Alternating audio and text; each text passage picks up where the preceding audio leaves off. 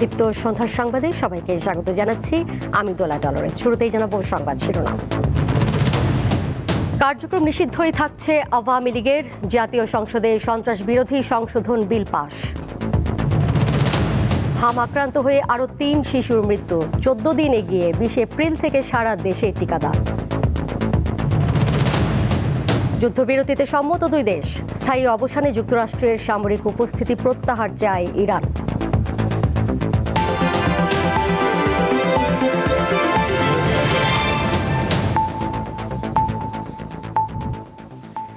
জাতীয় সংসদের সর্বসম্মতিক্রমে পাশ হল সন্ত্রাস বিরোধী সংশোধন বিল ২০২৬।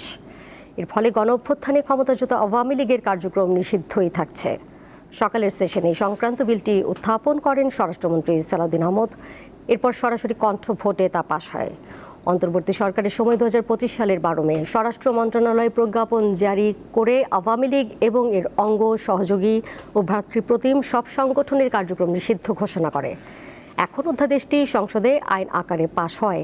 আওয়ামী লীগের যে কোনো কার্যক্রম শুধু নিষিদ্ধই নয়, বরং দলটির সব নেতাকর্মীদেরও বিচারের আওতায় আনা যাবে। এছাড়া হামের বিস্তার নিয়ন্ত্রণে সরকার ১৪ দিন এগিয়ে এনে আগামী ২০ এপ্রিল থেকে সারা দেশে একযোগে টিকাদান কার্যক্রম শুরু করবে বলে সংসদকে জানিয়েছেন স্বাস্থ্যমন্ত্রী।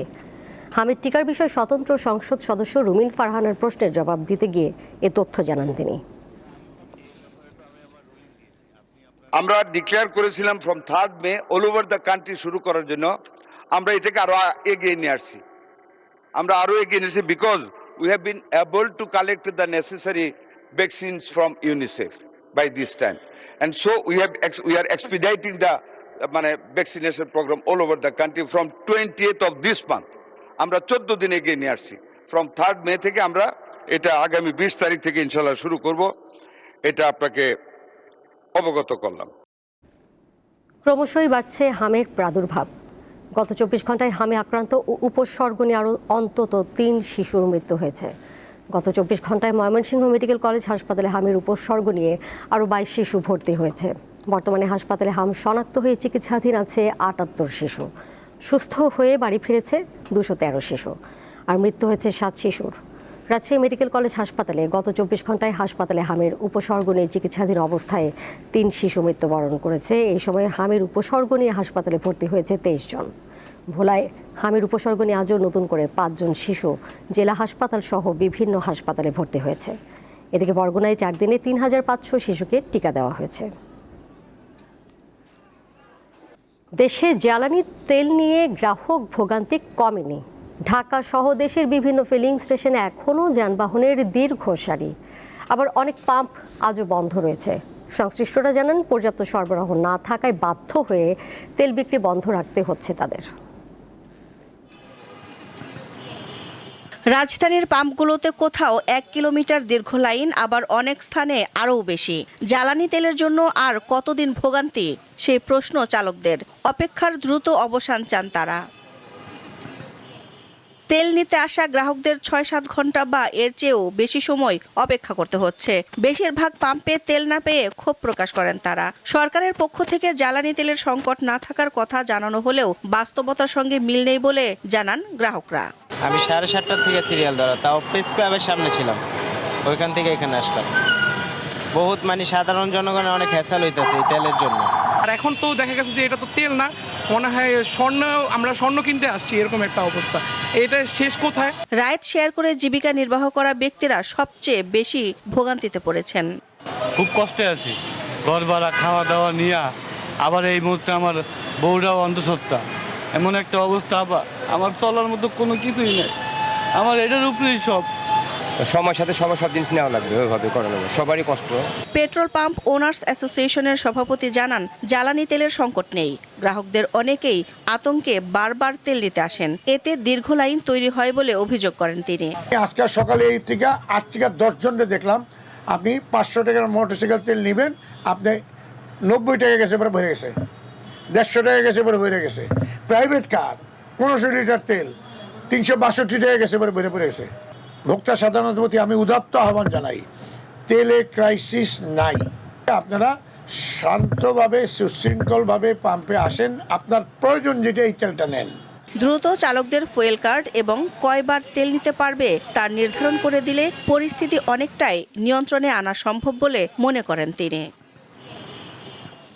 দিলশা দানি, দীপ্ত সংবাদ, ঢাকা। আইন থাকার পরও দেশের কমপক্ষে ৫৬% নারীর বিয়ে হয় অপ্রাপ্ত বয়সে। বাংলাদেশ পরিসংখ্যান ব্যুরোর তথ্য অনুযায়ী শুধু অপ্রাপ্ত বয়সী নয়, বরং ১৫ বছরের আগেই বিয়ে হয়ে যায় ১৩% কন্যা শিশুর। সমাজবিজ্ঞানীদের মতে শিক্ষার অভাব, দারিদ্র্য এবং পরিবারে মেয়ে শিশুদের বোঝা মনে করার মানসিকতাই বাল্যবিবাহ রোধের প্রধান বাধা। সম্প্রতি এক শিশুশিল্পীর ১৫ বছর বয়সে বিয়ের খবরে বাল্যবিবাহের বিষয়টি ফের আলোচনায় আসে। সামাজিক যোগাযোগ মাধ্যম থেকে শুরু করে সবখানে প্রশ্ন ওঠে, শহরের শিক্ষিত পরিবারেও কিভাবে এ ধরনের প্রবণতা রয়ে গেল। যদিও ওই শিশুশিল্পী পরবর্তীতে দাবি করেন এটি বিয়ে নয়, বাগদান। বিশ্বে সবচেয়ে বেশি বাল্যবিবাহ হয় এমন দেশের তালিকায় বাংলাদেশের অবস্থান অষ্টম, আর এশিয়ার দেশগুলোর মধ্যে শীর্ষে। সম্প্রতি ইউনিসেফ, ইউএন উইমেন এবং প্ল্যান ইন্টারন্যাশনালের যৌথ প্রতিবেদনে এ তথ্য উঠে আসে। বিশেষজ্ঞরা বলছেন বাল্যবিবাহ একটি সামাজিক সমস্যা। অল্প বয়সে গর্ভধারণের কারণে বাড়ে মা ও সন্তানের মৃত্যু ঝুঁকি, পাশাপাশি শারীরিক ও মানসিক বিকাশ বাধাগ্রস্ত হয়। যেসব মেয়েরা বাল্য বিবাহের শিকার হচ্ছে তারা মনস্তাত্ত্বিকভাবে সুস্থ মানুষ হিসাবে বেড়ে উঠতে পারে না, শারীরিকভাবেও তারা অসুস্থ হয়ে যায়। ভবিষ্যৎ প্রজন্মের জন্য আমাদের এই বাল্যবিবাহ একটি হুমকি। সচেতনতার অভাব এবং সামাজিক মানসিকতার ধীর পরিবর্তনের কারণে এই সমস্যা এখনো রয়ে গেছে বলে মত তার। পরিবার সচেতন হতে হবে, বাবা মাকে এই বিষয়টাকে গুরুত্ব দিতে হবে যে একটা ছেলে শিশু এবং একটা মেয়ে শিশুর মধ্যে আমরা পার্থক্য করব না।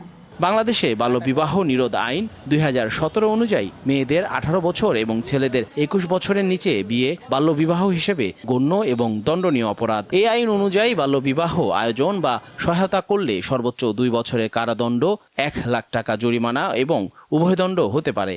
বাস্তবতা বলছে এই আইন মানার প্রবণতা কম। এই আইনটা থাকাতে বাল্যবিবাহ অনেকখানি কমেছে, কোনো সন্দেহ নেই, কিন্তু পুরোপুরি বন্ধ হয়েছে বা এটাকে পুরো নিয়ন্ত্রণ করা গেছে এমন মনে হয় না। সুতরাং আর একটু তৎপরতা এবং আমার মনে হয় যে সবচেয়ে বেশি দরকার সামাজিক সচেতনতাটা বেশি। ২০২৫ সালে প্রকাশিত বাংলাদেশ পরিসংখ্যান ব্যুরোর তথ্য অনুযায়ী দেশে বাল্যবিবাহের হার এখনো উদ্বেগজনক। সবচেয়ে বেশি বাল্যবিবাহের ঘটনা দেখা যায় রাজশাহী অঞ্চলে, আর তুলনামূলক কম সিলেটে।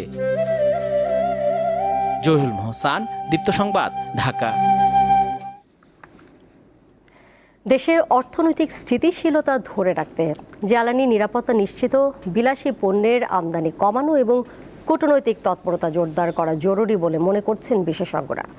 এছাড়া হোম অফিস, জ্বালানি সাশ্রয়ী যন্ত্রপাতির ব্যবহার বৃদ্ধি, অফিস আদালতে নির্ধারিত কর্মঘণ্টার সর্বোত্তম ব্যবহার ও জ্বালানি ব্যবহারে দক্ষ ব্যবস্থাপনা সহ নানামুখী উদ্যোগ নেওয়ার পরামর্শ দিয়েছেন অর্থনীতিবিদরা। বাংলাদেশ পেট্রোলিয়াম কর্পোরেশন বিপিসির হিসাবে দেশে বছরে ৬৫ থেকে ৬৮ লাখ মেট্রিক টন জ্বালানি তেল আমদানি করা হয়। এর মধ্যে প্রায় ১৫ লাখ টন অপরিশোধিত তেল, যা মূলত সৌদি আরব ও সংযুক্ত আরব আমিরাত থেকে আসে। মোট চাহিদার ২০% অপরিশোধিত আকারে এনে দেশে পরিশোধন করা হয়, বাকি ৮০% পরিশোধিত অবস্থায় আমদানি করা হয়। ইরান যুদ্ধের কারণে এই সরবরাহ ব্যবস্থায় চাপ তৈরি হয়েছে। পাশাপাশি জ্বালানি তেলের অবৈধ মজুদ এবং আতঙ্কে অতিরিক্ত কেনার মানসিকতা এই সংকট বাড়াচ্ছে বলে মনে করছেন অর্থনীতিবিদরা। আমার ৫ লাখ টন যেখানে সারা মাসে লাগে, সেখানে কেউ যদি ২ লাখ টন মজুত করে তাকে দৃষ্টান্তমূলক শাস্তি দেওয়া উচিত, যাতে করে এই কাজটা কেউ না করে। তা না হলে আমাদের খুব সিগনিফিকেন্টলি লার্জ আমাদের ডিমান্ড না, বিশেষ করে আমাদের সিএনজি থাকাতে সুবিধাটা আছে। ব্যাংকাররা বলছেন বিলাসী পণ্যের আমদানি সীমিতকরণ, ব্যক্তিগত গাড়ির পরিবর্তে গণপরিবহনের ব্যবহার ও কৃষি উৎপাদন বৃদ্ধি সহ দীর্ঘমেয়াদী পরিকল্পনা নেয়ার দরকার এখনই। ব্যাংকারদের একটা ইনস্ট্রাকশন এসছে যে প্রাইভেট কারের বদলে শেয়ার্ড কার অথবা পাবলিক ট্রান্সপোর্ট ইউজ করার একটা কিছুটা ব্যাপার এসছে।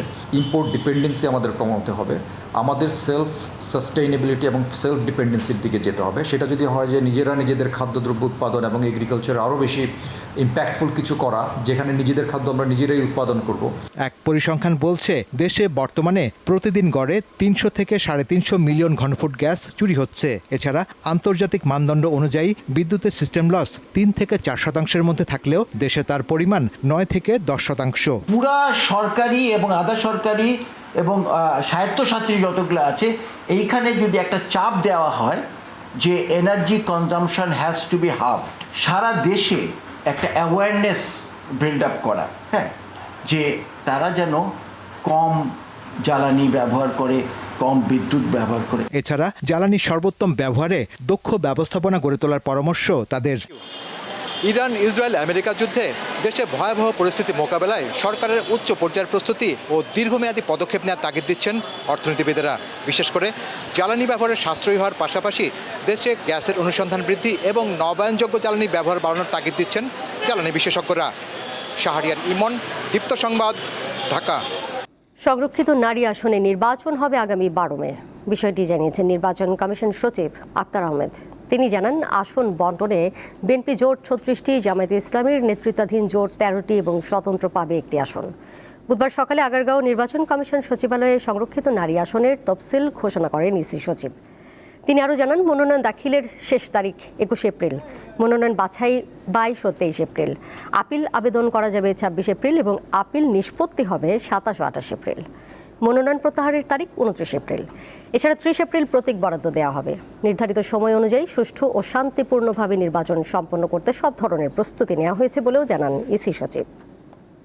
বিএনপি এবং তার জোট হচ্ছে 36টা, জামায়াতে ইসলাম এবং তার জোটের সাথে আছেন এনসিপি, বাংলাদেশ খেলাফত মজলিস এবং খেলাফত মজলিস, এনাদের 13টা, 6 জন স্বতন্ত্র প্রার্থী একজোট হয়ে ওনাদের জন্য একটা। আশা করি যে আমরা যে বেঞ্চমার্কটা জাতীয় পর্যায়ের নির্বাচনে আপনাদের সকলের সহযোগিতায় করেছে সেটা থেকে প্লাস হবে। বিভিন্ন সেক্টরে দ্বিপাক্ষিক সম্পর্ক শক্তিশালী করতে বাংলাদেশের পররাষ্ট্রমন্ত্রী খলিলুর রহমানের সঙ্গে আলোচনা হয়েছে বলে জানিয়েছেন ভারতের পররাষ্ট্রমন্ত্রী এস জয়শঙ্কর। বুধবার নয়াদিল্লির হায়দ্রাবাদ হাউসে বৈঠক করেন দুই দেশের পররাষ্ট্রমন্ত্রী। সে সময় প্রধানমন্ত্রী তারেক রহমানের পররাষ্ট্র বিষয়ক উপদেষ্টা হুমায়ুন কবির ও দিল্লিতে বাংলাদেশের হাই কমিশনার রিয়াজ হামিদুল্লাহ উপস্থিত ছিলেন। বৈঠক নিয়ে নিজের এক্স হ্যান্ডেলে ভারতের পররাষ্ট্রমন্ত্রী লিখেছেন, দ্বিপাক্ষিক বিষয় ছাড়াও বৈঠকে আঞ্চলিক ও বৈশ্বিক রাজনীতি নিয়ে আলোচনা হয়। দুই পক্ষই পরস্পরের সঙ্গে নিয়মিত যোগাযোগ রক্ষায় একমত হয়েছে। ইন্ডিয়ান ওশেন সম্মেলনে যোগ দিতে একই বিমানে আগামীকাল মরিশাস যাবেন বাংলাদেশ ও ভারতের পররাষ্ট্রমন্ত্রী। আন্তর্জাতিক প্রসঙ্গ, 40 দিন তীব্র সংঘাতের পর অবশেষে 2 সপ্তাহের যুদ্ধবিরতিতে রাজি হয়েছে যুক্তরাষ্ট্র ও ইরান। নাখোশ থাকলেও এতে সম্মতি জানিয়েছে ইসরায়েল। আর স্থায়ীভাবে যুদ্ধ অবসানের জন্য মধ্যপ্রাচ্য থেকে যুক্তরাষ্ট্রের সামরিক উপস্থিতি সম্পূর্ণ প্রত্যাহারের দাবি জানিয়েছে ইরান। ইরানে এ যেন নতুন একটি দিনের শুরু। নেই কোনো বিস্ফোরণের শব্দ কিংবা ক্ষেপণাস্ত্র ছুটে আসার আতঙ্ক। হাতে হাতে পতাকা নিয়ে যুদ্ধবিরতি উদযাপন করছেন ইরানের নাগরিকরা। এই শান্তি কতদিন টিকবে তা সময়ই বলে দিবে। আপাতত ইরানের ওপর পূর্ব ঘোষিত বড় ধরনের বোমাবর্ষণ ও হামলা অন্তত 2 সপ্তাহের জন্য স্থগিত করে ঘোষণা দিয়েছেন যুক্তরাষ্ট্রের প্রেসিডেন্ট ডোনাল্ড ট্রাম্প। সঙ্গে জুড়ে দিয়েছেন শর্ত, ইরানকে অবিলম্বে সম্পূর্ণ এবং নিরাপদভাবে হরমুজ প্রণালী জাহাজ চলাচলের জন্য উন্মুক্ত করে দিতে হবে। ট্রাম্পের যুদ্ধবিরতির ঘোষণার পর বুধবার ভোরেও ইরানে হামলা চালিয়েছে ইসরায়েল। এর কিছু সময় পর জায়নবাদীদের প্রধানমন্ত্রী বেনিয়ামিন নেতানিয়াহু যুদ্ধবিরতিতে সম্মতি জানান। তবে ইসরায়েলি প্রধানমন্ত্রীর দপ্তরের বিবৃতিতে আরও বলা হয়েছে, 2 সপ্তাহের এ যুদ্ধবিরতিতে লেবানন অন্তর্ভুক্ত থাকবে না। যুদ্ধ থামানোর এই উদ্যোগের পেছনে এবার কাজ করছে পাকিস্তান। মূলত 10 দফা প্রস্তাব নিয়ে এগিয়ে চলছে স্থায়ী সমাধানের আলোচনা। প্রস্তাবগুলোতে শুধু যুদ্ধ থামানো নয়, বরং ইরানের ওপর নিষেধাজ্ঞা প্রত্যাহার ও সম্পদ মুক্তি, মধ্যপ্রাচ্যে যুক্তরাষ্ট্রের সামরিক উপস্থিতি কমানো এবং হরমুজ প্রণালীতে একচ্ছত্র নিয়ন্ত্রণ সহ বড় কৌশলগত বিষয়গুলো অন্তর্ভুক্ত রয়েছে। এছাড়াও ইরানের পরমাণু বিষয়ক অধিকারকে স্বীকৃতি দেয়া, যুদ্ধের কারণে ক্ষয়ক্ষতির পূর্ণাঙ্গ ক্ষতিপূরণ প্রদান, ভবিষ্যতে আর হামলা না চালানোর আন্তর্জাতিক আইনি নিশ্চয়তা এবং ইরান ও তার মিত্রদের বিরুদ্ধে আগ্রাসন বন্ধের শর্ত রেখেছে তেহরান। এসব নিয়ে আগামী শনিবার ইসলামাবাদে সকল পক্ষের আলোচনায় বসার কথা রয়েছে। যুদ্ধবিরতির মাঝেই যুক্তরাষ্ট্র ও ইরান উভয় পক্ষই নিজেদের বিজয়ী দাবি করেছে। সংবাদ সংস্থা এএফপিকে দেয়া সাক্ষাৎকারে ট্রাম্প দাবি করেন, যুক্তরাষ্ট্র পূর্ণাঙ্গ ও চূড়ান্ত বিজয় অর্জন করেছে। ইরান বলছে ঐতিহাসিক বিজয় হয়েছে তাদের। মধ্যপ্রাচ্যে সংঘাত থামার খবরে সরাসরি প্রভাব পড়েছে জ্বালানি তেলের আন্তর্জাতিক বাজারে। অন্তত 14% পর্যন্ত কমেছে অপরিশোধিত তেলের দাম। সেই সঙ্গে হরমুজ প্রণালী দিয়ে জাহাজ চলাচলের অনুমতি দিয়েছে ইরান। তবে 2 সপ্তাহের যুদ্ধবিরতি চলার সময় গুরুত্বপূর্ণ এ বাণিজ্য পথ দিয়ে চলাচলকারী জাহাজ থেকে ট্রানজিট ফি বা টোল নেয়ার পরিকল্পনা করেছে ইরান ও ওমান। ইরানের আধা সরকারি সংবাদ সংস্থা তাসনিম এ খবর জানিয়েছে। ইশরাত সুমা, দীপ্ত বার্তা কক্ষ। এবারে ক্রীড়াঙ্গনের খবর। ক্রিকেট বোর্ড সহ সারা দেশের ক্লাবগুলোতে প্রভাব বিস্তার করে অন্তর্বর্তী সরকারের ক্রীড়া উপদেষ্টা। বর্তমান সরকার তদন্তের পর বোর্ড ভেঙে দেওয়া হয়েছে। বিসিবির 11 সদস্যের অ্যাডহক কমিটির সভাপতি হিসেবে দায়িত্ব নিয়েছেন তামিম ইকবাল। কুমিল্লা 4 আসনের সংসদ সদস্য হাসনাত আবদুল্লার প্রশ্নের জবাবে এসব কথা জানান স্বরাষ্ট্রমন্ত্রী সালাউদ্দিন আহমদ। বাংলাদেশ ক্রিকেট কন্ট্রোল বোর্ডের ইন্টারিম গভর্নমেন্টের সময় তৎকালীন ক্রীড়া উপদেষ্টা ক্ষমতার প্রয়োগ করে সারা বাংলাদেশে জেলা কমিটিগুলোকে প্রভাবিত করেছিলেন। ক্রিকেট বোর্ডের অ্যাডহক কমিটিটা করা হয়েছে। আমরা এখানে কোনো বাপের দোয়া মায়ের দোয়া করি না। এখন এতদিন পর্যন্ত শুনতাম মায়ের দোয়া পরিবহন আছে, আজকে মাননীয় সদস্যের কল্যাণে দেখলাম বাপের দোয়া কমিটিও আছে। এর সাথে শেষ করব দীপ্ত সন্ধ্যার সংবাদ। যাবার আগে শিরোনামগুলো জানিয়ে দিব আরও একবার। কার্যক্রম নিষিদ্ধই থাকছে আওয়ামী লীগের। জাতীয় সংসদে সন্ত্রাস বিরোধী সংশোধন বিল পাস। হাম আক্রান্ত হয়ে আরও 3 শিশুর মৃত্যু, 14 দিন এগিয়ে 20 এপ্রিল থেকে সারা দেশে টিকাদান। যুদ্ধবিরতিতে সম্মত 2 দেশ। স্থায়ী অবসানে যুক্তরাষ্ট্রের সামরিক উপস্থিতি প্রত্যাহার চায় ইরান।